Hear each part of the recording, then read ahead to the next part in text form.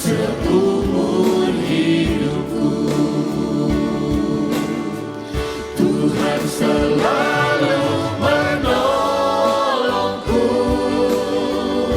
selalu menjagaku. Sehelai rambutku tak akan terjatuh tanpa seizin-Mu. Tuhan selalu menolongku, selalu menjagaku. Dia mengenyangkanku dan peliharaku seumur hidupku.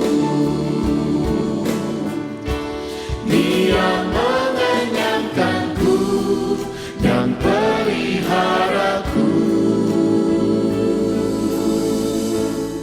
seumur hidupku.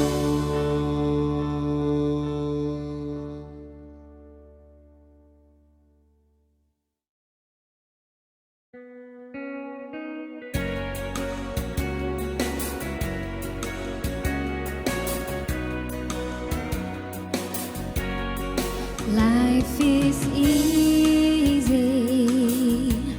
when you're up on the mountain and you've got peace of mind like you've never known. But when things change,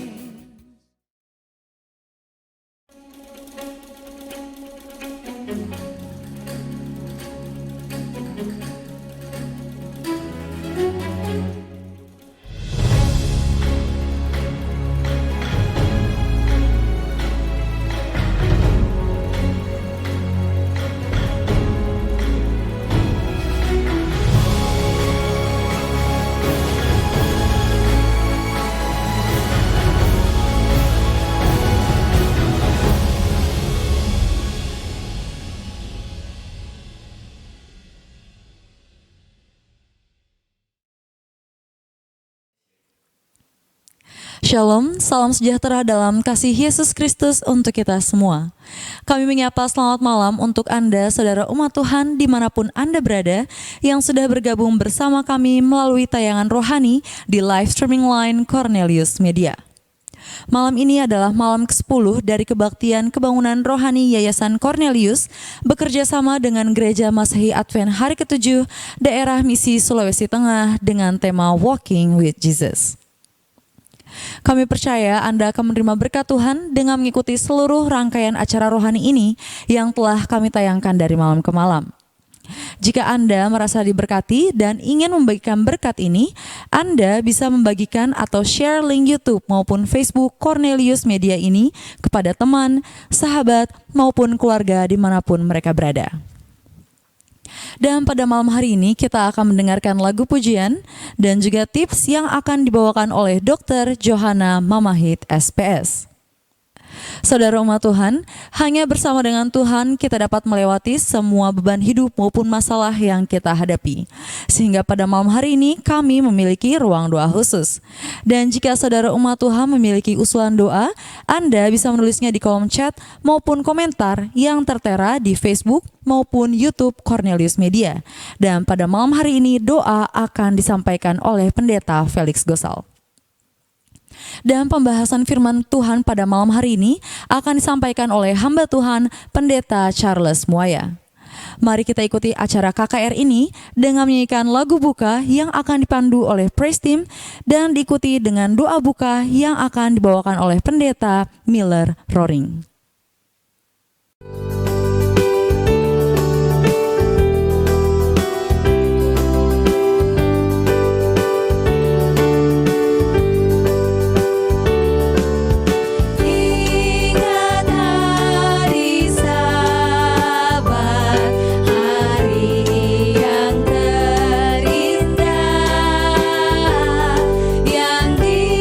diberkati Allah dan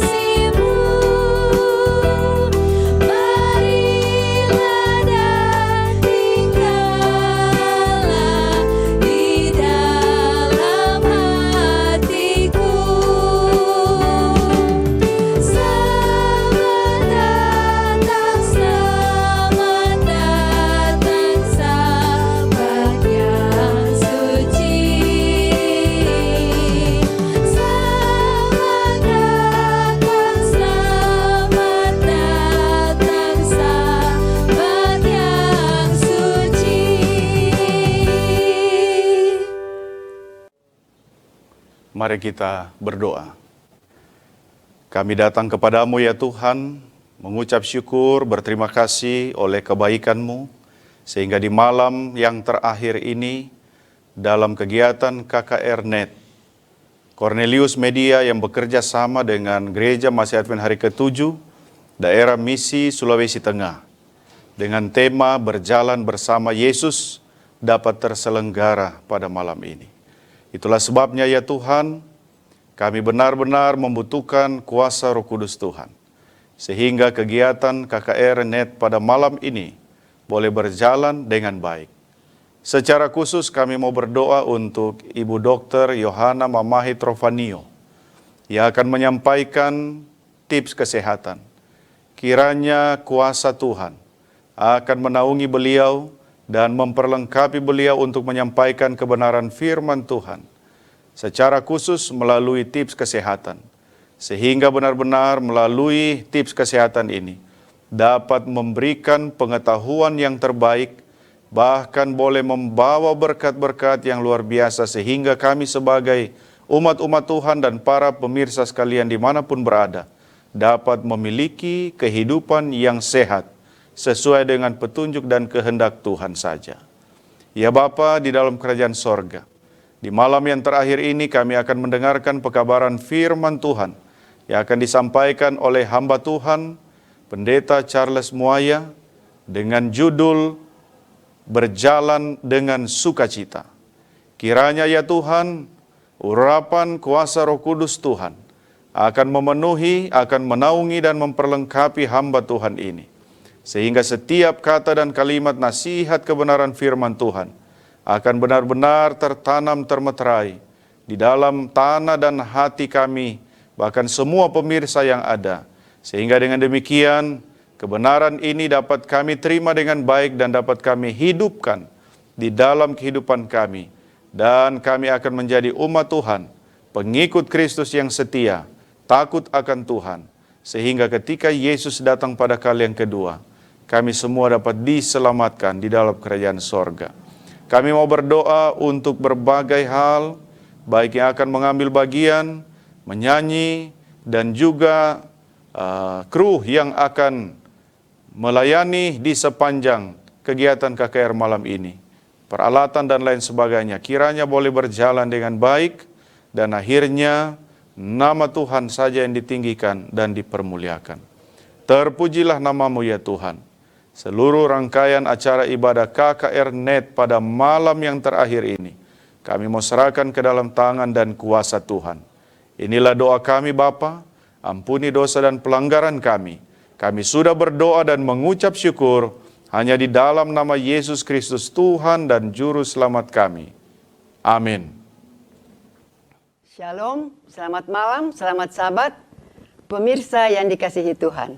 Pada malam ini saya akan membawakan tips kesehatan dengan judul Kebiasaan Buruk yang Merusak Otak. Otak manusia dianggap organ paling canggih yang terdapat di tubuh kita. Volume sekitar 1350 cc. Ada 100 juta sel saraf atau neuron. Membedakan manusia dengan makhluk hidup lain. Organ yang sangat berkembang. Banyak hal-hal yang belum diketahui tentang otak. Konsistensi seperti jeli. Coba kita lihat otak kita. Ada 4 bagian. Bagian depan berwarna biru disebut frontal lobe. Mengontrol perilaku, proses berpikir, pemecahan masalah, mengendalikan sistem emosi, pusat bicara motorik. Temporal bagian samping warna hijau adalah pusat pendengaran dan pusat penyimpanan memori jangka panjang. Bagian atas yang berwarna kuning adalah pusat sensasi, rasa panas, dingin, sakit, sentuhan, tajam, tumpul, tekanan, dan getar. Di situ juga terdapat pusat bicara sensorik. Kalau terganggu, maka terjadi gangguan pengertian berbahasa. Orang itu kalau berbicara, kita tidak mengerti apa yang diucapkan. Demikian juga kalau kita berbicara kepadanya, dia juga tidak mengerti apa yang kita ucapkan. Bagian belakang berwarna pink adalah pusat visual, penglihatan, dan koordinasi atau keseimbangan. Ada lagi pembagian yang lain. Otak kita terbagi atas belahan kiri dan kanan, masing-masing mempunyai fungsi.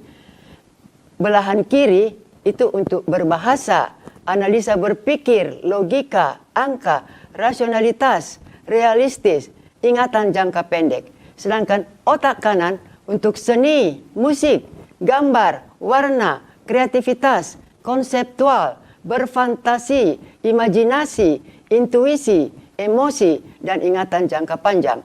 Saudara-saudara, seorang seniman, pemain musik, penyanyi, pemain olahraga, itu lebih banyak menggunakan otak belahan kanan. Sedangkan seorang pemikir, intelektual, profesor, doktor, dia lebih banyak menggunakan otak kiri.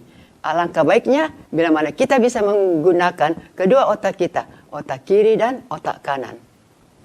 Otak membuat manusia bisa berpikir, berbicara, belajar, menciptakan, mengatur tubuh agar bisa berfungsi, pusat ingatan, kecerdasan, emosi, dan pertimbangan. Umur kehamilan 8 minggu, otak sudah terbentuk sempurna. Pertumbuhan otak paling pesat sampai berumur 2 tahun disebut golden period pertama. Kemudian 2-5 tahun disebut golden period kedua. Dan mencapai puncak pada waktu berumur 12-18 tahun. Saudara-saudara, kehamilan 8 minggu, organ kita yang sangat kompleks dan unik sudah terbentuk dengan sempurna. Saudara-saudara, benarlah apa yang dikatakan Raja Daud di dalam Mazmur 139 ayat 14. Aku bersyukur kepadamu oleh karena kejadianku dahsyat dan ajaib. Ibu hamil perlu memperhatikan isinya penggunaan obat-obat seperti obat penggugur, antibiotik, obat malaria, obat epilepsi, obat penenang. Waktu persalinan, kesulitan persalinan atau persalinan lama akan terjadi kekurangan O2 pada otak bayi. Lahirnya normal tetapi panas tinggi atau kejang-kejang atau radang otak itu akan mengganggu otak dan tumbuh kembang anak di kemudian hari. ASI makanan terbaik. Kita mengenal istilah ASI eksklusif diberikan pada waktu bayi baru lahir sampai 6 bulan. Hanya ASI makanannya. Otak kita terletak di dalam tengkorak. Beratnya pada waktu lahir hanya 400 gram. Wanita 1250 gram, laki-laki 1375 gram. Ada 2 hal penting. Sekali sel otak rusak tidak dapat diperbaiki. Setiap detik perlu aliran darah. Kalau terhenti selama 30 detik, metabolisme sel otak terganggu. 3 menit, metabolisme glukosa berhenti. 9 menit, penderita meninggal. 20% darah yang dipompa jantung ke otak kita. 20% O2 yang kita hirup ke otak kita. 20% kalori ke otak. Satu neuron besarnya 1/100 titik. Saudara-saudara sangat kecil ya. Ini kita lihat gambar dari satu sel neuron atau sel saraf. Coba kita lihat bagaimana perkembangan sel-sel otak. Pada waktu bayi baru lahir, saudara melihat hanya sedikit serabut-serabut. Pada waktu 16 bulan sudah bertambah banyak. Pada waktu 2-3 tahun lebih banyak lagi.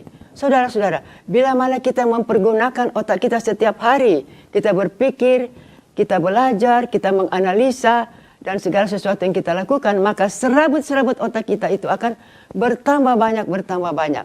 Sebaliknya bila mana kita tidak mempergunakan otak kita malas berpikir, maka serabut-serabut otak kita akan semakin berkurang dan bisa menghilang. Sehingga ada istilah yang mengatakan, use it or lose it. Pergunakan itu atau kehilangan itu. Sehingga benarlah apa yang dikatakan Maryam Diamond.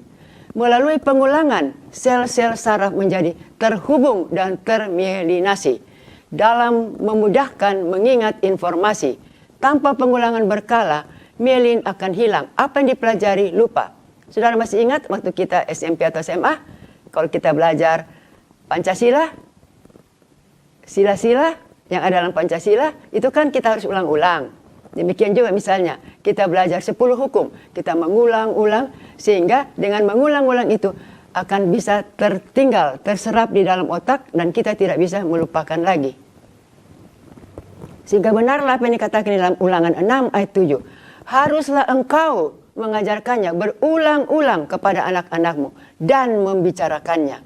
Apabila engkau duduk di rumahmu, apabila engkau sedang dalam perjalanan, apabila engkau berbaring, dan apabila engkau bangun. Kebiasaan buruk yang merusak otak. Kurangnya stimulasi atau rangsangan ke otak. Cara terbaik melatih kerja otak yaitu berpikir. Kurang berpikir justru membuat otak menyusut atau mengecil sehingga tidak dapat berfungsi maksimal. Tidak suka atau jarang berbicara, percakapan intelektual, adu argumentasi, diskusi-diskusi biasanya memberi efek yang baik pada kinerja otak. Berpikir terlalu berat atau terlalu keras, bekerja, berpikir, belajar terlalu keras pada saat kondisi tubuh tidak fit akan mengganggu otak. Tidak sarapan atau sarapan sering disepelekan. Kadar gula turun dalam darah bila tidak ada konsumsi makanan di pagi hari. Kurang nutrisi pada otak, terjadi kemunduran otak. Menurut penelitian, anak-anak yang sarapan, mereka lebih mudah menyerap pelajaran dan lebih fokus. Makan terlampau banyak. Terlalu banyak makan mengeraskan pembuluh-pembuluh darah, termasuk pembuluh darah di otak, menurunkan kekuatan mental. Konsumsi gula terlalu banyak. Terlalu banyak gula mengganggu penyerapan protein dan gizi. Tubuh akan kekurangan nutrisi, akibatnya perkembangan sel otak terganggu. Gula menurunkan atau melemahkan kekebalan tubuh, mengurangi vitamin B dalam tubuh, vitamin B1, B6, B12, asam folat yang sangat berperan pada memori kita. Polusi udara. Bagian tubuh yang paling banyak menyerap udara adalah otak. Terlalu lama di lingkungan berpolusi, kerja otak tidak efisien karena tidak cukup O2. Akibatnya, pernapasan dangkal, terjadi kelelahan, kekurangan HB, dan anemi. Kurang tidur. Pada waktu tidur adalah kesempatan otak beristirahat. Istirahat dapat menyembuhkan dan membuat tubuh melawan infeksi yang akan masuk. Istirahat terbaik yaitu makan 3 jam sebelum tidur. Waktu tidur selain untuk istirahat, dapat meregenerasi dan memperbaiki sel yang rusak, mengatur metabolisme tubuh, mengatur fungsi tubuh, dan memproduksi hormon. Butuh waktu 8 jam untuk orang dewasa agar tubuh bisa menjaga fungsi dan kinerja yang tetap maksimal. Bila waktu tidur kurang, maka terjadi degenerasi dan gangguan kognitif seperti kemampuan mengingat dan berpikir terganggu. Tidur yang dibutuhkan bayi 16-20 jam, anak-anak 10-12 jam, orang dewasa 6-8 jam. Menutup kepala ketika sedang tidur tidak baik, berbahaya karena CO2 yang diproduksi selama tidur terkonsentrasi, maka otak tercemar, terjadi kerusakan otak. Merokok. Merokok dapat membuat otak mengecil dan menyusut, mengakibatkan kekurangan atau kehilangan fungsinya. Menunda masalah dan tekanan stres dalam waktu yang lama. Stres adalah musuh otak. Karena itu saudara-saudara, jangan kita membiarkan stres terlampau lama di dalam pikiran kita. Terus duduk dalam waktu yang lama, penipisan di daerah otak yang terkait dengan fungsi memori. Mendengar musik dengan volume yang sangat keras, menggunakan headphone, headset, atau earphone, mengganggu kesehatan pendengaran dan kualitas otak, memudahkan terjadinya Alzheimer atau penyakit pikun, dan kehilangan jaringan otak. Membiarkan rasa khawatir terus menghantui. Selama kecemasan terjadi, otak akan dipenuhi dengan hormon stres seperti kortisol, norepinefrin yang dapat menyebabkan kesulitan mengatur emosi, berpikir negatif berlebihan, dan sulit merasa rileks. Tidak berolahraga. Ada studi jurnal neurologi melewatkan olahraga dapat merubah bentuk neuron terutama di otak. Sehingga membuat sel-sel otak kehilangan sinaps, yaitu sambungan-sambungan sel saraf, sehingga sulit menciptakan atau mengambil kenangan di dalam memori otak. Menurunkan kualitas memori dan kesehatan mental. Amsal 14 ayat 18b. Orang yang bijak bermahkotahkan pengetahuan, mahkota orang bijak adalah kepintarannya. Amsal 3 ayat 21.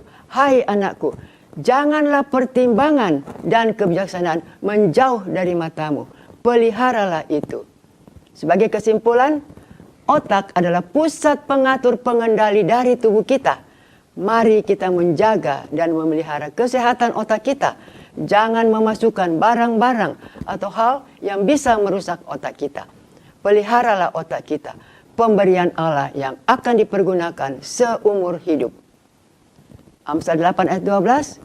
Aku, hikmat, tinggal bersama-sama dengan kecerdasan dan aku mendapat pengetahuan dan kebijaksanaan. Saudara-saudara, alangkah indahnya bila mana kita memiliki kecerdasan, pengetahuan, dan kita berhikmat. Demikianlah tips kesehatan pada malam ini. Semoga bermanfaat untuk kita semua. Tuhan Yesus memberkati. Amin.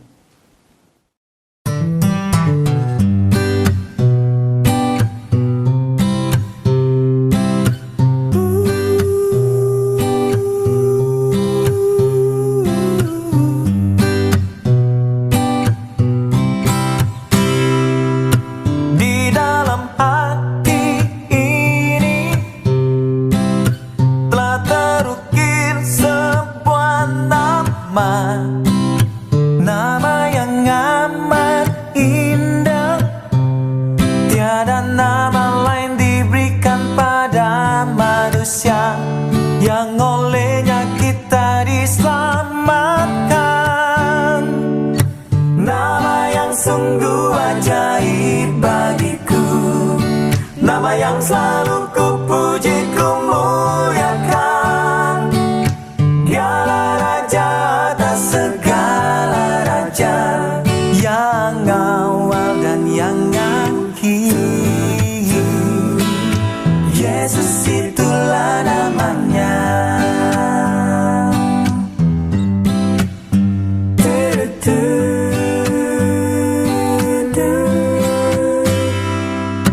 Di dalam hati ini telah terukir sebuah nama, nama yang amat indah.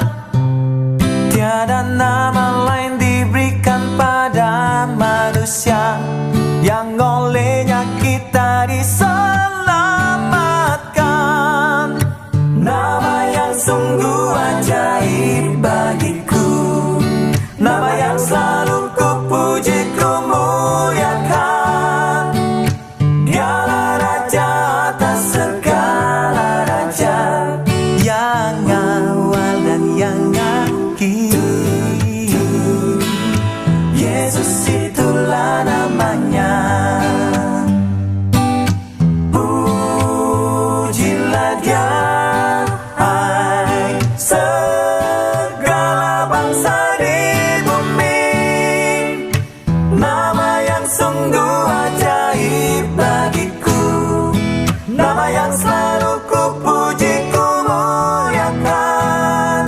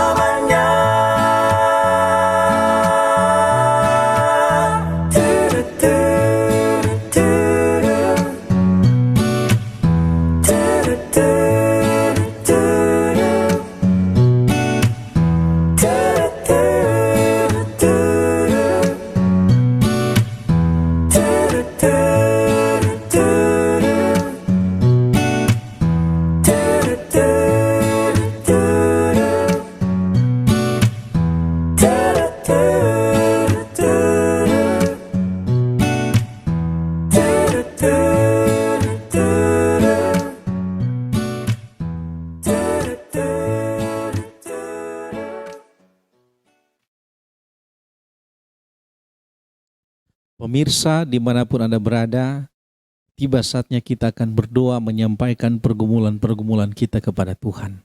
Untuk itu, mari siapkan hati kita akan berdoa bersama pada saat ini. Mari kita berdoa. Bapa kami yang bertata di dalam kerajaan surga, Allah pencipta, penebus dan pemelihara kehidupan kami. Pada saat ini Tuhan, kami memuji dan memuliakan nama Tuhan oleh karena memang Engkau adalah Allah yang layak untuk kami sembah.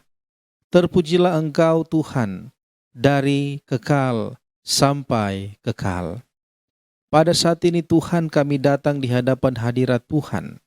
Kami mengakui keberadaan kami sebagai manusia yang berdosa, penuh dengan banyak kekurangan. Kami najis, kami cemar. Oleh karena itu Tuhan, kami meminta kuasa pengampunan dari Tuhan untuk menguduskan kami, menyucikan kami, agar kami layak di hadapan Tuhan. Malam hari ini Tuhan, kami rindu untuk mendapatkan siraman rohani, berkat rohani lewat penyiaran KKR ini. Oleh karena itu Tuhan, siapkanlah hati kami. Dan biarlah Tuhan berkat itu boleh kami nikmati pada malam hari ini. Biarlah Tuhan, Engkau akan singkirkan segala macam halangan yang dapat membuat kami kehilangan berkat pada malam hari ini. Oleh karena itu hamba-Mu secara khusus berdoa bagi hamba-Mu yang telah diasingkan untuk menyampaikan kebenaran firman Tuhan pada malam hari ini. Pendeta Charles Muaya, kiranya Tuhan berkati hamba-Mu ini, manakala mereka akan menyampaikan kebenaran firman Tuhan. Biarlah kata-kata yang akan mereka ucapkan berasal daripada Tuhan. Kata-kata yang dapat kami mengerti dengan cara yang sederhana. Dan biarlah firman malam hari ini dapat mengubah hidup kami. Membawa kami untuk lebih dekat lagi dengan Tuhan. Mempersiapkan kami untuk kedatangan Tuhan yang kedua kali. Bapa di surga, kami berdoa untuk penyiaran malam hari ini. Kiranya Engkau berkati segala peralatan, koneksi yang kami gunakan. Hindari dari segala macam gangguan, dan kiranya kami boleh menikmati ibadah ini dengan segala baik. Dan biarlah berkat-berkat khusus dari surga dapat kami nikmati pada malam hari ini. Kami berdoa untuk pemirsa sekalian yang saat ini sementara bergumul dalam kehidupan mereka. Entah itu sakit penyakit, entah itu duka cita, entah itu masalah-masalah yang mereka hadapi dalam kehidupan rumah tangga, pekerjaan, dan di mana saja mereka berada. Biarlah tangan Tuhan yang penuh kasih akan menuntun, menolong mereka, dan memberikan kelepasan dari setiap pencobaan. Berikan jalan keluar yang terbaik, dan berikan kemenangan bagi mereka. Biarlah malam hari ini akan menjadi satu malam yang dapat kami kenang dalam kehidupan kami, di mana Tuhan akan memberikan kami jalan, memberikan kami kekuatan, dan memberikan kami solusi atas segala masalah-masalah yang kami hadapi di atas dunia ini. Bapa di surga, kami percaya Tuhan akan bersama-sama dengan kami. Dan biarlah malam hari ini ada sukacita oleh karena berkat rohani yang kami boleh dapatkan lewat penyiaran ini. Terima kasih banyak ya Tuhan. Inilah doa dan permohonan kami. Ampun dosa kami yang begitu banyak melanggar kehendak Tuhan. Karena kami sudah berdoa di dalam nama Yesus yang adalah Tuhan dan Juru Selamat kami. Amin. Terpujilah nama Tuhan. Pada saat ini kita akan mendengarkan sabda firman Tuhan yang akan disampaikan oleh Pendeta Charles Muaya. Beliau telah menikah dengan Mem Yudith Kawenal dan telah dikaruniai 2 orang anak. Dan pada saat ini, Pendeta Charles Muaya melayani sebagai Sekretaris Eksekutif Gereja Masehi Advent Hari ke-7 Daerah Misi Sulawesi Tengah. Dan judul firman Tuhan yang akan dibawakan pada malam hari ini adalah Berjalan dengan Sukacita Baptisan. Mari kita ikuti lagu tema yang akan dipimpin oleh Praise Team.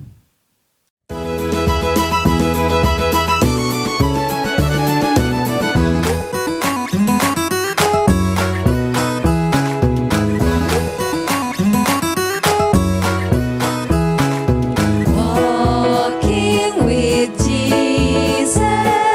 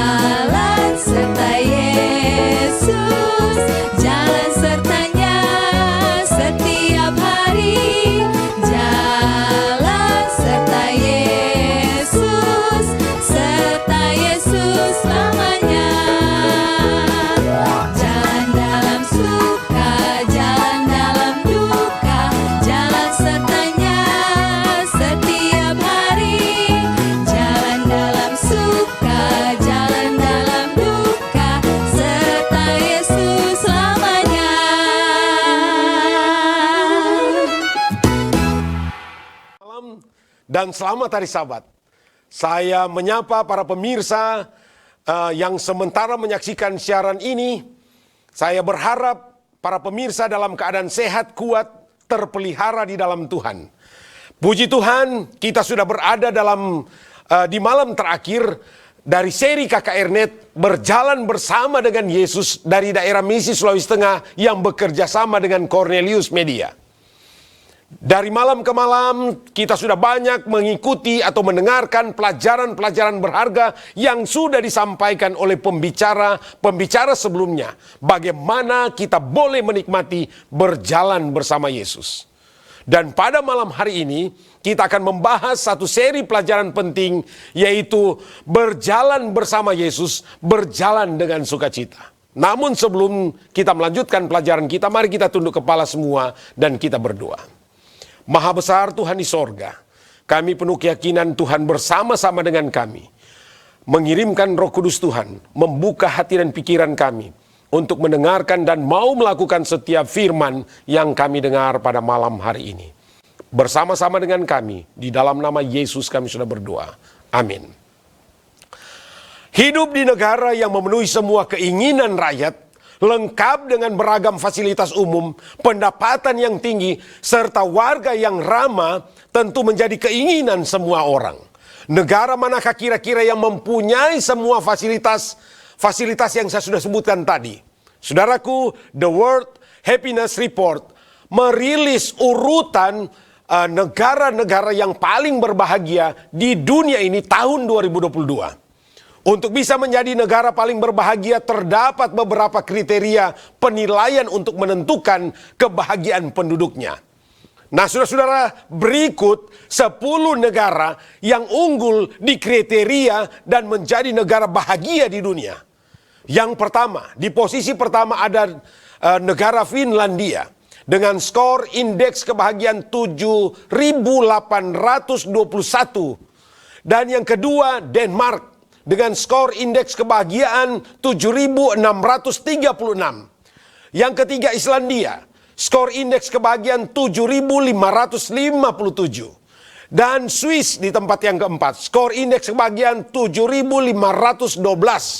Belanda, urutan kelima, 7.415. Luxembourg di urutan keenam dengan indeks kebahagiaan 7.404.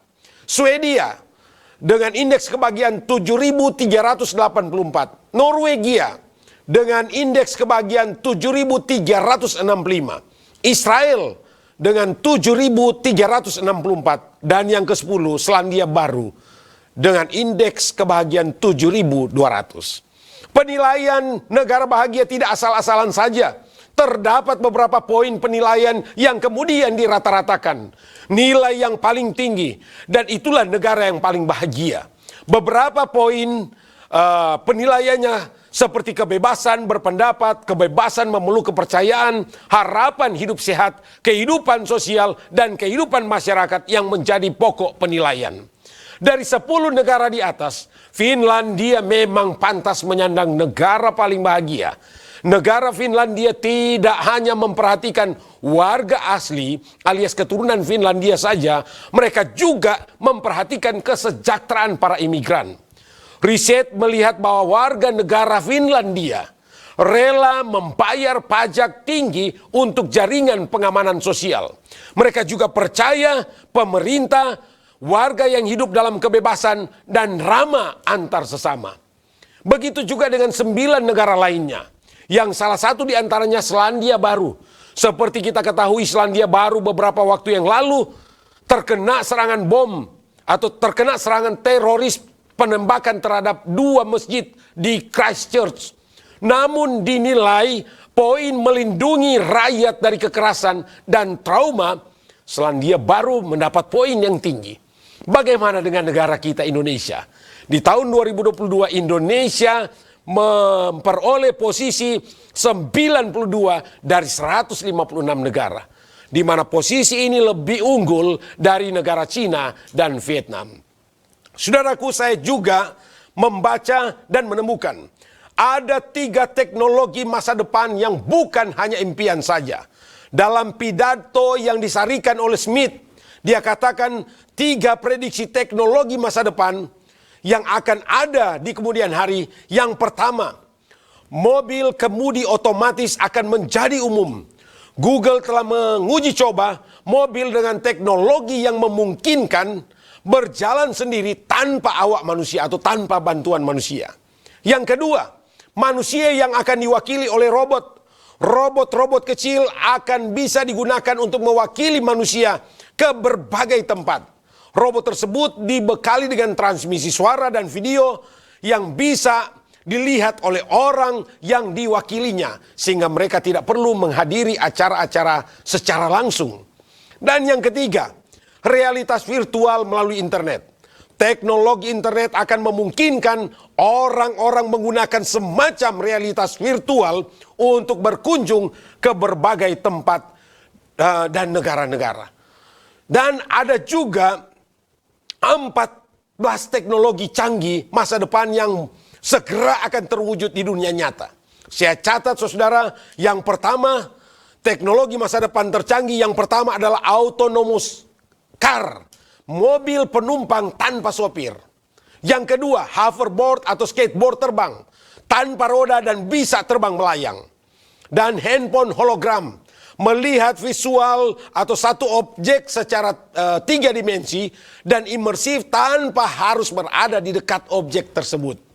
Yang keempat, teknologi masa depan handphone fleksibel. Samsung saudara sementara mengembangkan layar AMOLED yang bisa dibengkokkan, dilipat serta mudah untuk disimpan. Dan yang kelima adalah mesin pelipat pakaian dan setrika mini dengan pakaian anti lecet, mudah dibawa kemana saja. Teknologi yang kelima. Dan teknologi yang keenam adalah sepatu pintar. Sepatu pintar ini dapat mendeteksi gerakan penggunanya dari berjalan, lari, hingga mendaki. Sepatu pintar ini juga akan mengirimkan informasi seperti jarak yang ditempuh, kecepatan dan jumlah kalori yang terbakar ke smartphone saudara dan saya. Dan yang ketujuh, kereta Hyperloop. Moda transportasi yang cepat dan aman dan mampu mengangkut penumpang 20-40 penumpang dengan kecepatan 1.700 km per jam. Dan mobil terbang. Mobil ini saudara bisa berjalan di jalan biasa dan di udara. Penggunanya pun memerlukan sertifikat pilot untuk bisa mengendarai mobil ini. Dan yang kesembilan adalah wisata luar angkasa. Menikmati berbagai wisata dengan melihat-lihat bulan dan bumi dari ruang hampa udara di luar angkasa.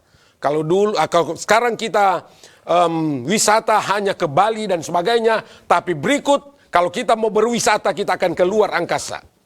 Dan yang ke-10, senjata laser dengan kecepatan cahaya mencapai 300 juta meter per detik telah diuji coba dan mampu menghancurkan kapal kecil, menembak jatuh rudal dan pesawat nirawak. Yang ke-11, robot tentara adalah teknologi tercanggih di dunia militer untuk mengurangi korban nyawa manusia. Dan yang ke-12 adalah teleportasi seperti yang sering kita saksikan di film Star Trek. Ya, ini bakal rampung tahun 2035 di mana orang bisa berpindah tempat dengan sekejap. Dan yang ke-13, desain bayi dengan rekayasa genetika. Desain bayi sesuai dengan beberapa karakteristik. Dan saudara-saudara, ini akan diwujudkan dalam beberapa waktu ke depan. Dan yang terakhir adalah survei cuaca dan pemilihan partai dengan artificial intelligence. Saudara, ini adalah 14 teknologi masa depan tercanggih yang akan terwujud dalam waktu dekat ini. Setiap kemajuan selalu diikuti oleh sisi positif dan negatif. Tapi sesuatu yang pasti, kemajuan teknologi di masa depan akan membuat hidup saudara dan saya lebih mudah dan lebih berwarna. Apakah menjadi orang kaya telah membuat Anda bahagia daripada Anda menjadi orang kelas menengah? Ini pertanyaan. Ya, karena saya tidak perlu khawatir memikirkan masalah biaya kesehatan atau pendidikan. Ini jawaban dari seorang yang bernama Bill Gates. Dia menambahkan bahwa menjadi orang kaya memang membuatnya senang. Sebab menurut dia, orang kaya ini dibebaskan dari pikiran atau masalah-masalah finansial dan biaya hidup. Ini adalah sebuah nikmat yang harus disyukuri, kata Gates. Namun Gates menjelaskan lebih lanjut, untuk mencapai satu tingkat kebahagiaan, seseorang tak mesti memiliki uang miliaran dolar Amerika Serikat atau menjadi kaya raya. Hanya saja, menurut dia, berbagai sarana-sarana penunjang kehidupan seperti pendidikan, kesehatan harus ditekan harganya seminimal mungkin agar bisa dinikmati dan dijangkau orang banyak. Gates juga menyebutkan bahwa sumber kebahagiaan bukanlah berasal dari uang semata. Lalu apalagi yang bisa membuat seorang miliarder sekelas Bill Gates berbahagia? Ternyata saudara, hal-hal sederhana seperti melihat anak yang berhasil melakukan sesuatu. Beberapa orang bilang bahwa rasanya senang ketika anak Anda berhasil. Sebagai orang tua, Bill Gates katakan, saya sangat setuju apabila ada orang tua menyaksikan anak mereka sukses dan berhasil, itu membuat orang tua berbahagia. Pemicu kebahagiaan lainnya menurut Gates adalah memenuhi komitmen terhadap diri sendiri. Misalnya, berkomitmen untuk sesuatu yang dia ingin capai seperti olahraga dan sebagainya. Menurut Gates, pemenuhan komitmen juga dapat membuat seseorang meraih kebahagiaan di dalam kehidupannya. Saudaraku, pertanyaan terbesar, kebahagiaan dan kaitannya dengan kekayaan memang banyak ditanya oleh beberapa orang. Sebab baru-baru ini beredar beberapa riset yang menyebutkan kebahagiaan bisa dibeli dengan uang. Salah satu riset yang dilakukan oleh jurnal Nature Human Behavior pada tahun 2018 lalu, misalnya mengatakan bahwa puncak kepuasan hidup bakal tercapai jika penghasilan individu mencapai 95.000 dolar Amerika Serikat atau setara dengan 1,3 miliar rupiah. Dan kesejahteraan emosional bisa terpenuhi jika penghasilan individu bertengger di kisaran 60.000 dolar Amerika Serikat atau setara dengan 840 juta hingga 75.000 dolar Amerika Serikat atau setara dengan 1,05 miliar per tahun. Angka-angka di atas saudara berlaku secara global.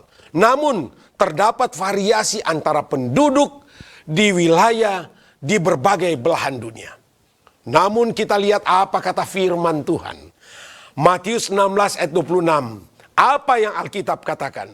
Apa gunanya seorang memperoleh seluruh dunia tapi kehilangan nyawanya?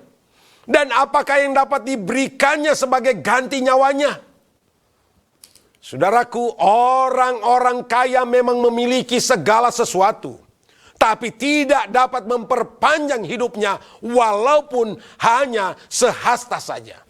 Orang-orang kaya dengan harta yang dimilikinya bisa saja membeli segala sesuatu, tapi tidak dapat membeli kehidupan dan nafas, dan yang paling utama hidup kekal.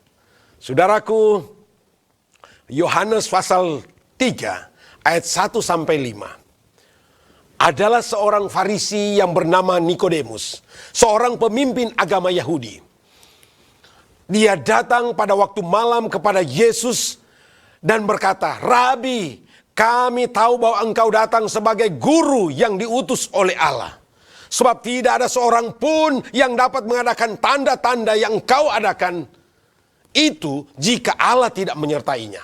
Dan apa kalimat selanjutnya? Yesus berkata, katanya, "Aku berkata kepadamu, sesungguhnya jika seorang tidak dilahirkan kembali, ia tidak dapat melihat kerajaan Allah." Ayat 4 katakan, kata Nikodemus kepadanya, "Bagaimana mungkin seorang dilahirkan kalau ia sudah tua? Dapatkah ia kembali ke rahim ibunya dan dilahirkan kembali?" Apa kata Yesus dalam ayat 5? "Aku berkata kepadamu, sesungguhnya jika seorang tidak dilahirkan dari air dan roh, ia tidak dapat melihat atau ia tidak dapat masuk ke dalam kerajaan Allah." Hidup baru, lahir baru, berarti memulai kehidupan yang berarti dalam Yesus, yaitu masuk dalam kehidupan yang baru. Berarti satu keadaan di mana kehidupannya sudah berubah dan tidak sama seperti sebelumnya. Bertobat adalah satu perbuatan yang dulunya buruk, namun ia mencoba untuk menjadikan dirinya lebih baik dan berjanji kepada Allah bahwa ia akan benar-benar menjadi hamba Allah yang patuh kepada perintah-perintah Tuhan. Bertobat juga berarti menyesali perbuatan, bersungguh-sungguh dalam hati untuk berubah dan tidak melakukan hal itu lagi atau tidak mengulangi semua perbuatan-perbuatannya yang dulu. Jadi apa yang dimaksud dengan pertobatan sejati? Alkitab mencatat di dalam Wahyu pasal 22 ayat 14. Berbahagialah mereka yang melakukan perintah-perintahnya, sehingga mereka dapat memperoleh hak atas pohon kehidupan dan dapat masuk melalui pintu-pintu gerbang di dalam kota itu. Karena itu jadilah kudus, sebab aku ini adalah kudus. Imamat 11 ayat 45. Tuhan itu kudus. Dia membenci dosa-dosa manusia. Sehingga standar untuk pertobatan sejati adalah ketika berbagai watak jahat dalam diri manusia, kecongkakan, kesombongan, keegoisan, kehinaan, pengkhianatan, kelicikan telah ditahirkan atau telah diubahkan. Ketika mereka melakukan firman Tuhan, apapun yang terjadi di sekeliling mereka, tidak lagi berbuat dosa atau menentang Tuhan, tapi benar-benar mentaati dan menghormati Tuhan. Dan ketika mereka telah sepenuhnya didapatkan oleh Tuhan, ada perubahan dalam hidup mereka. Hanya orang-orang seperti itulah yang telah benar-benar bertobat. Saudaraku, kalau saya boleh katakan, dulu dia seorang pembunuh, sekarang tidak lagi. Dulu dia jahat, sekarang baik. Dulu nakal, sekarang sudah berubah. Dulu pencuri, sekarang tidak lagi. Dulu tidak pernah ibadah, sekarang sudah rajin ibadah. Dulu suka terlambat di ibadah, sekarang datang tepat waktu. Dulu suka menceritakan dan menjelekan orang lain, sekarang sudah berubah. Dan lain-lain. Pertobatan atau hidup baru sangat berkaitan dengan baptisan. Karena baptisan adalah simbol dari hidup baru dan pertobatan. Saudaraku, malam hari ini ada 3 pertanyaan penting yang kita akan selidiki bersama-sama. Pertama, apakah baptisan itu menentukan nasib hidup seseorang? Yang kedua, apakah benar-benar Yesus menuntut Anda dan saya harus dibaptiskan? Dan yang ketiga, apakah keselamatan seseorang tergantung pada baptisan? Pokok pembahasan firman Tuhan pada malam hari ini.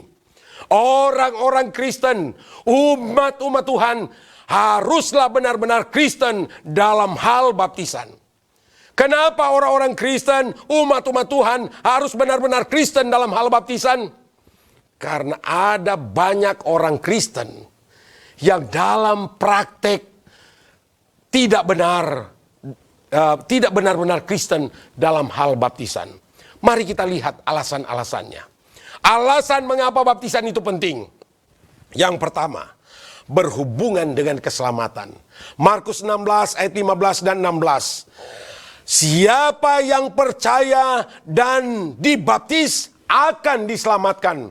Mengapa baptisan penting? Karena berhubungan dengan keselamatan. Siapa yang percaya dan dibaptis akan diselamatkan. Yang kedua, alasan kedua, itu adalah perintah agung Yesus Kristus. Matius pasal yang ke-28 ayat 18 sampai 20. Dia katakan, karena itu pergilah, jadikanlah semua bangsa muridku dan baptiskanlah mereka dalam nama Bapa, Anak dan Roh Kudus. Dan yang ketiga, mengapa baptisan itu penting? Untuk pengampunan dosa saudara dan saya. Saudara, Kisah 2 ayat 38 menyebutkan, bertobatlah dan hendaklah kamu masing-masing memberi dirimu dibaptis dalam nama Kristus untuk pengampunan dosa-dosamu. Maka kamu akan menerima karunia Roh Kudus. Alasan yang keempat, mengapa baptisan itu penting? Alasan yang keempat adalah baptisan itu penting karena itu adalah syarat bagi saudara dan saya masuk di dalam kerajaan sorga. Yohanes pasal 3 ayat 5. Jawab Yesus, aku berkata kepadamu, sesungguhnya jika seorang tidak dilahirkan dari air dan roh, ia tidak dapat masuk ke dalam kerajaan Allah. Dan yang kelima, mengapa baptisan itu penting? Karena Yesus dibaptiskan. Matius pasal yang ketiga 13 sampai 17 menyebutkan cerita tentang bagaimana Yesus datang dari Galilea ke Yordan dan minta untuk dibaptiskan oleh Yohanes. Walaupun Yohanes mencegah dia, karena Yohanes berpikir bahwa Yesus yang harus membaptiskannya. Tapi Yesus katakan kepada Yohanes, biarlah hal itu terjadi karena memang sepatutnya demikian. Dan sesudah dibaptis, Yesus keluar dari dalam air. Dan pada waktu itu langit terbuka. Roh Allah turun seperti burung merpati. Dan terdengar suara dari langit. Inilah anak yang kukasihi. Kepadanya lah aku berkenan. Saudaraku, ada 3 tekad yang dimiliki oleh Yesus pada saat ia datang untuk dibaptis oleh Yohanes yang diinformasikan dalam Matius pasal yang ketiga ayat 13 dan sampai 17. Tekad yang pertama, ayat 16 dan 17, yakni Yesus merindukan memperoleh pahala baptisan. Pertanyaan, apa pahala baptisan itu? Pahala baptisan itu yang pertama, yaitu Roh Kudus. Artinya mendapat bimbingan Roh Kudus yang akan menghasilkan buah-buah seperti yang dicatat dalam Galatia pasal 5 ayat yang ke-22 dan 23. Yaitu kasih, sukacita, damai sejahtera, kesabaran, kemurahan, kebaikan, kesetiaan, kelemah lembutan, dan penguasaan diri. Apa pahala baptisan itu? Yang kedua, mendapat restu sorga. Apa untungnya baptisan yang direstui oleh sorga? Kalau kita pilih baptisan itu, kita tidak salah pilih. Kebalikannya, Amsal 16 ayat 25, ada jalan yang disangka orang lurus, tetapi ujungnya menuju kepada maut. Apa berkat baptisan itu? Yang ketiga, diumumkan sebagai anak Allah. Gelar yang paling indah adalah gelar di mana saudara dan saya menjadi anak-anak Allah. Di dunia ini kalau Anda diangkat menjadi anak presiden, satu kebanggaan yang luar biasa. Tetapi apabila saudara menerima baptisan sesuai dengan informasi firman Tuhan, saudara akan menerima gelar menjadi anak-anak Allah. Kalau kita dibaptiskan seperti Yesus, kita diberi gelar atau dijadikan anak Allah. Dan itu pernyataan dari firman Tuhan. 3 tekad yang dimiliki oleh Yesus yang diinformasikan dalam Matius pasal 3 ayat 13 sampai 17, tekad yang kedua, yaitu Yesus merindukan untuk dibaptiskan. Ayat 13 dan 15. Apa buktinya? Bukti pertama, ayat 13. Ia rela pergi ke Yordan dari Galilea untuk dibaptiskan. Karena pertama, kesadaran diri. Tidak ada paksaan, bukan dengan kekerasan.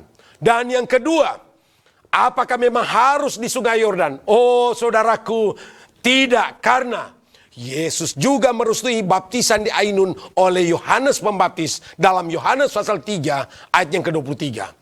Yesus juga merestui baptisan bagi sida-sida oleh Filipus dalam Kisah 8 ayat 38 dan 39. Prinsip yang diinformasikan oleh firman Tuhan. Prinsipnya adalah di mana tempat itu banyak airnya, baptisan itu boleh dilaksanakan. Kita harus dibaptiskan. Bukan karena terpaksa, tetapi karena kesadaran diri akan kebenaran. Di mana saja yang ada banyak airnya, baptisan itu boleh dilaksanakan.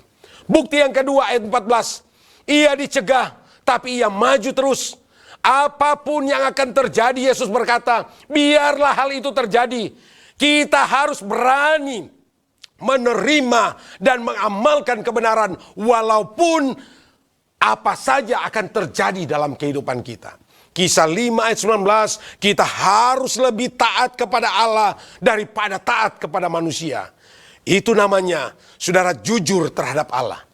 Bukti yang ketiga ayat 15, ia memiliki tekad atas dasar motif yang tepat. Kalau begitu pertanyaan, apa kira-kira motif Yesus? Mari kita lihat. Motif pertama, Motif pertama Yesus memiliki tekad adalah untuk dibaptiskan adalah untuk menggenapi seluruh kehendak Allah. Baptisan adalah kehendak Allah. Kalau kita dibaptiskan berarti menggenapi kehendak Allah. Dan sebuah pertanyaan penting.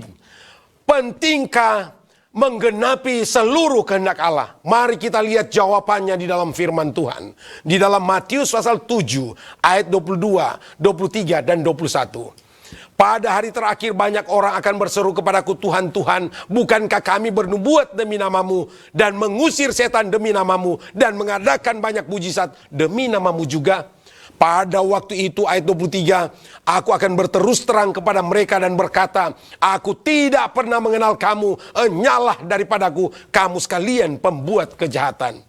Ayat 21, bukan setiap orang yang berseru kepadaku Tuhan, Tuhan akan masuk ke dalam kerajaan sorga, melainkan dia yang melakukan kehendak Bapakku yang di sorga. Motif kedua, untuk meninggalkan teladan. Kenapa Yesus mesti dibaptis? Apa motifnya? Untuk meninggalkan teladan bagi orang Kristen. 1 Petrus 2 ayat 21. Sebab untuk itulah kamu dipanggil, karena Kristus pun telah menderita untuk kamu dan telah meninggalkan teladan bagimu supaya kamu mengikuti jejaknya. Saudaraku, luar biasa Yesus. Tekad yang ketiga yang dimiliki oleh Yesus untuk mau dibaptiskan oleh Yohanes melalui informasi Matius pasal 3 ayat 13-17. Tekad yang ketiga, yaitu Yesus merindukan untuk mengamalkan baptisan itu. Buktinya, ayat 16, sesudah dibaptis Yesus segera keluar dari air. Artinya, ia mengamalkan. Baptisan itu artinya dibenamkan. Ia mengalami baptisan atau baptiso dalam bahasa aslinya. Dibenamkan, masuk ke dalam air. Mengapa baptisan harus dibenamkan? Oh saudara-saudara, karena ada makna simbol sesuai dengan ketentuan Tuhan yang sebentar kita akan lihat dalam pembahasan ini. Jadi saudara, alasan-alasan mengapa baptisan itu penting. Pertama, baptisan itu berhubungan dengan keselamatan. Yang kedua, baptisan itu adalah perintah Yesus Kristus. Yang ketiga, baptisan itu untuk pengampunan dosa. Dan yang keempat, karena Yesus dibaptiskan dengan 3 tekad yang ada padanya. Saudaraku, ada berapa jenis baptisan kalau begitu? Ada berapa jenis baptisan yang diajarkan oleh firman Tuhan, oleh Alkitab sendiri? Mari kita buka dalam Efesus 4 ayat 5. Apa kata firman Tuhan? 1 Tuhan, 1 iman, dan 1 baptisan. 1 Tuhan, 1 iman, 1 baptisan. Apa arti kata baptis, saudara? Mari kita lihat bahasa Greka, Yunani, baptiso. Arti dalam bahasa Inggris to dip, to immerse. Dalam bahasa Indonesia menyelamkan, mencelupkan, dan membenamkan ke dalam air. Sementara rantiso artinya to sprinkle, to cleanse by sprinkling, percik atau disiram atau dituang. Itu arti kata rantiso. Bagaimana contoh baptisan menurut Alkitab? Mari kita lihat fakta-fakta yang diberikan oleh Alkitab. Yang pertama, Yesus memberikan contoh baptisan itu sendiri. Matius 3 ayat 16, sesudah dibaptis, Yesus keluar dari air. Sesudah dibaptis, Yesus memberikan contoh, dia keluar dari air. Sebagai bukti baptisan adalah dimasukkan ke dalam air atau dibenamkan. Dan yang kedua, baptisan Alkitab, Yohanes 3 ayat 23. Akan tetapi Yohanes pun membaptis juga di Ainun dekat Salim. Sebab di situ banyak airnya. Prinsip yang saya sudah katakan tadi, konsep baptisan itu tempatnya banyak airnya. Dan yang ketiga, contoh baptisan dalam Alkitab yang diinformasikan oleh firman Tuhan. Filipus membaptis sida-sida dalam Kisah 8 ayat 35. Maka mulailah Filipus berbicara dan bertolak dari nas itu. Ia memberitakan Injil Yesus kepadanya. Ayat 36, mereka melanjutkan perjalanan mereka dan tiba di satu tempat yang ada air. Lalu kata sida-sida itu kepada Filipus, lihat di situ banyak air. Apakah halangannya jika aku dibaptiskan? Ayat 37 dalam kisah 8. Sahut Filipus, jika Tuhan percaya dengan segenap hati, aku percaya, jawab sida-sida itu. Lalu orang Ethiopia itu menyuruh menghentikan kereta itu, dan keduanya turun ke dalam air. Baik Filipus maupun sida-sida itu turun ke dalam air, dan Filipus pun membaptiskan sida-sida itu. Saudara-saudara, James Cardinal Gibbons dalam bukunya Faith of Our Fathers, edisi 94 halaman 277 menyebutkan, sejarawan gereja dan penemuan arkeologi membuktikan bahwa baptisan dengan cara diselamkan adalah praktek gereja hingga abad 12 dan 13. Untuk beberapa abad lamanya, gereja Kristen membaptiskan dengan cara diselamkan. Tetapi sejak abad ke-12, baptisan dengan cara lain menjadi tradisi gereja. Gereja memiliki kuasa untuk mengatur cara yang cocok dengan situasi dan keadaan, termasuk di dalam upacara baptisan. Saudaraku, apa yang dilambangkan oleh baptisan itu sendiri? Mari kita lihat dalam Roma 6 ayat 3 dan 4. Atau tidak tahukah kamu bahwa kita semua telah dibaptis dalam Kristus, telah dibaptis dalam kematiannya. Dengan demikian kita telah dikuburkan bersama-sama dengan Dia oleh baptisan dalam kematian, supaya sama seperti Kristus telah dibangkitkan dari antara orang mati oleh kemuliaan Bapa, demikian juga kita akan hidup dalam hidup yang baru. Baptisan adalah lambang dari mati dari praktek hidup yang berdosa. Yang kedua, penguburan dosa-dosa dalam kuburan air baptisan. Dan yang ketiga, kebangkitan dalam hidup baru bersama-sama dengan Kristus. Saudaraku, sama seperti Indonesia, punya lambang yaitu burung Garuda, lambang negara kita. Burung Garuda itu punya simbol-simbol, baik bulu-bulunya, kepalanya, atau jumlah-jumlah bulu yang ada di bagian-bagian tubuh dari burung ini. Ekornya, sayapnya, cakarnya adalah lambang-lambang yang mengandung arti kekuatan untuk bangsa kita. Dan ada perisainya, ada tamengnya dan sebagainya, saudara. Itu semua lambang-lambang dari negara kita. Oleh sebab itu baptisan juga adalah lambang. Baptisan adalah sebagai bukti iman kita kepada Yesus. Bukti pertobatan seseorang, lambang hidup baru, bentuk permohonan akan satu hati nurani yang baik, sunat rohani, penyatuan dengan tubuh Kristus, bentuk kesetiaan dan ketaatan pada perintah-perintah Allah. Pertanyaan, siapa sajakah yang boleh dibaptiskan? Oh saudara, siapa saja yang boleh dibaptiskan? Informasi firman Tuhan, mari kita lihat. Matius 28 ayat 18. Yesus mendekati mereka dan berkata, kepadaku telah diberikan segala kuasa di sorga dan di bumi. Karena itu pergilah, jadikanlah semua bangsa muridku. Orang yang boleh dibaptis atau mereka yang boleh dibaptis adalah mereka yang sudah belajar dan menyelidiki. Artinya mereka sudah pernah menjadi murid. Sudah diajar untuk menyelidiki firman Tuhan. Yang kedua, yang boleh dibaptis siapa saja? Oh, dalam informasi firman Tuhan, Markus pasal 16 ayat 15 dan 16. Lalu ia berkata kepada mereka, pergilah ke seluruh dunia, beritakanlah Injil kepada semua makhluk. Siapa yang percaya dan dibaptiskan akan diselamatkan. Syarat kedua adalah percaya. Yang pertama menjadi murid atau penyelidik firman Tuhan. Yang kedua percaya. Mereka yang sudah belajar menyelidik dan percaya, mereka yang boleh dibaptiskan. Dan ketiga, apa persyaratan baptisan? Bertobat. Di dalam Kisah pasal 2 ayat yang ke-38. Jawab Petrus kepada mereka, bertobatlah dan hendaklah kamu masing-masing memberi dirimu dibaptis. Bertobat adalah syarat ketiga bagi seseorang yang ingin dibaptiskan. Jadi kalau boleh saya simpulkan, siapa saja yang boleh dibaptis adalah mereka yang sudah belajar.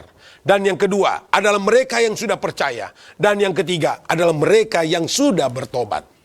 Apa saja yang perlu ditinggalkan untuk saudara dan saya bisa mengikuti Yesus?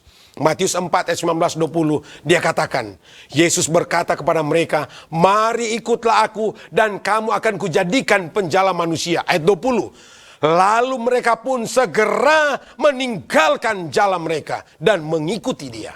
Saudaraku, yang perlu ditinggalkan, yang kedua, Matius 4 ayat 21 dan 22. Apa bunyinya? Dan setelah Yesus pergi dari sana, dilihatnyalah pula dua orang bersaudara, yaitu Yakobus anak Zebedeus dan Yohanes saudaranya, bersama-sama dengan Zebedeus sedang membereskan jala dalam perahu. Dan Yesus memanggil mereka. Dan mereka segera meninggalkan perahu serta ayahnya.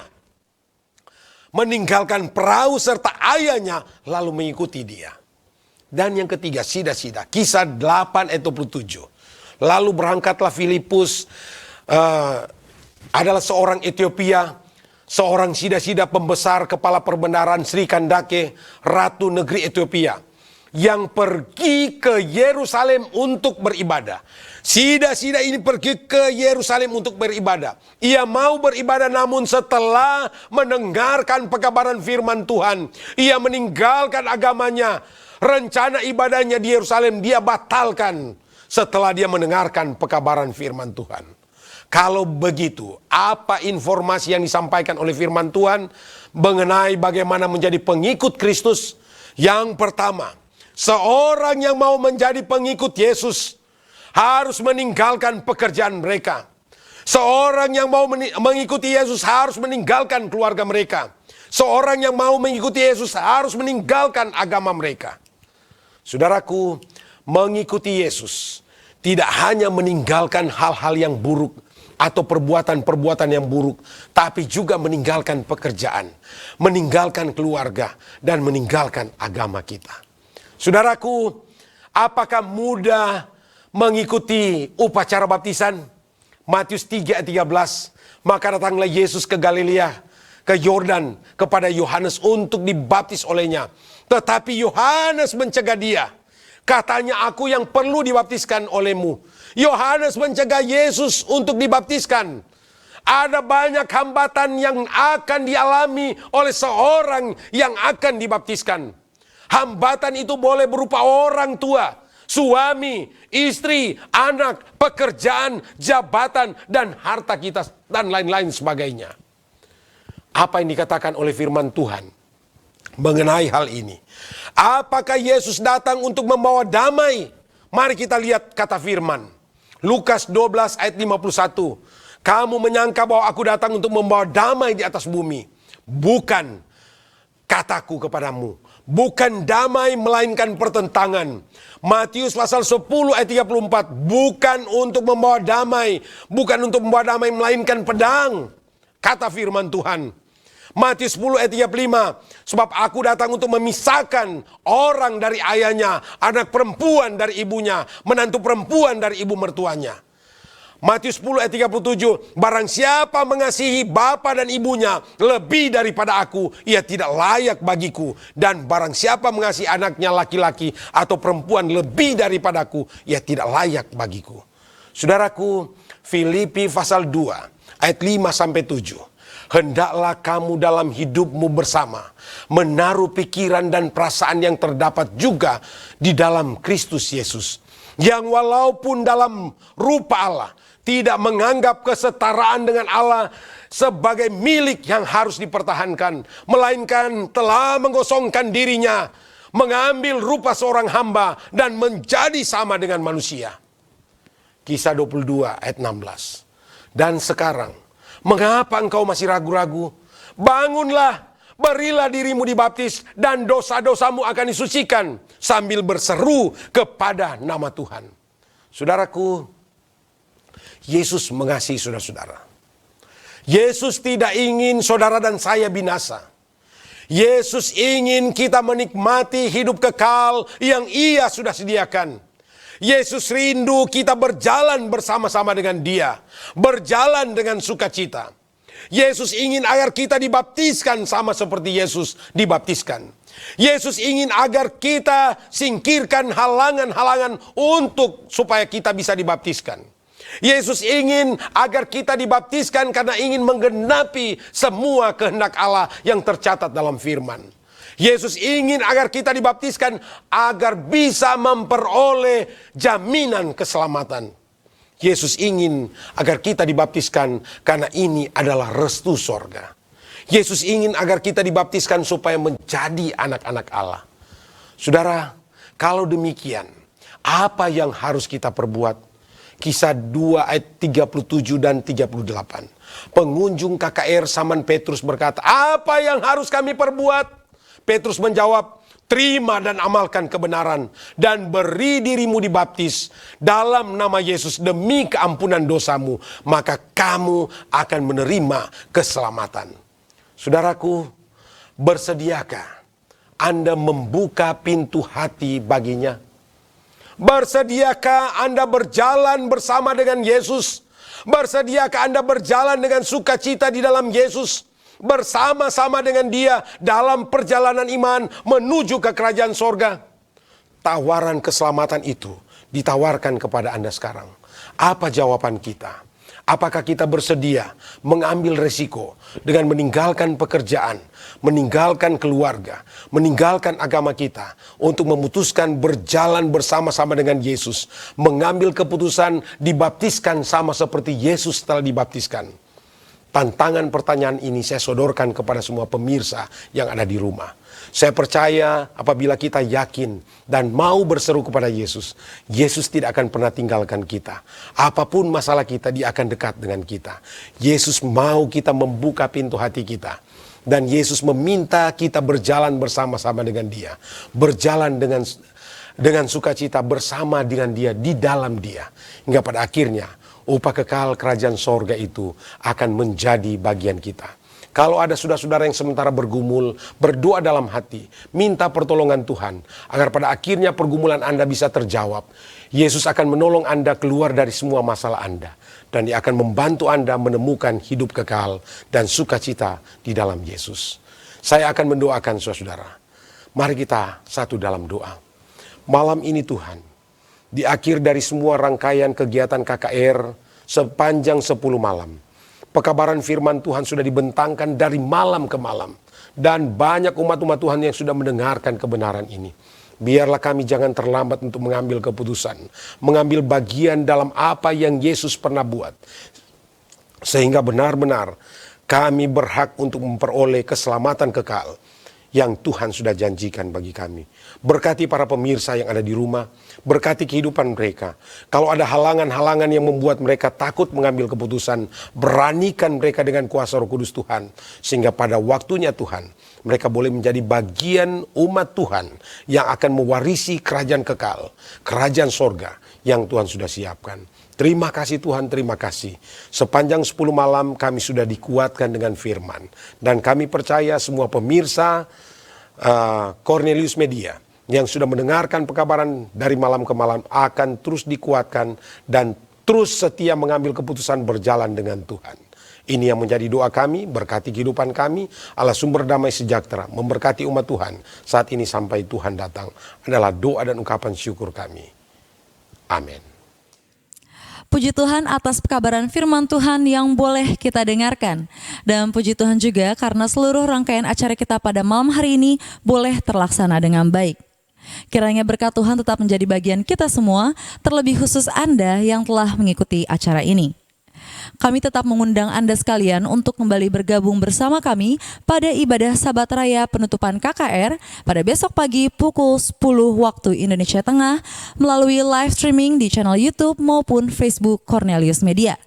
Pembahasan firman Tuhan pada besok pagi berjudul Berjalan Bersama Yesus yang akan disampaikan oleh Pendeta Alex Kaumpungan. Terima kasih untuk kebersamaan kita pada malam hari ini. Tetaplah patuhi protokol kesehatan dengan rajin mencuci tangan, memakai masker, dan menjaga jarak. Akhirnya saya mewakili panitia dan kru yang bertugas mengucapkan selamat malam dan selamat Sabat. Tuhan Yesus memberkati kita semua. Sampai jumpa besok pagi. Shalom.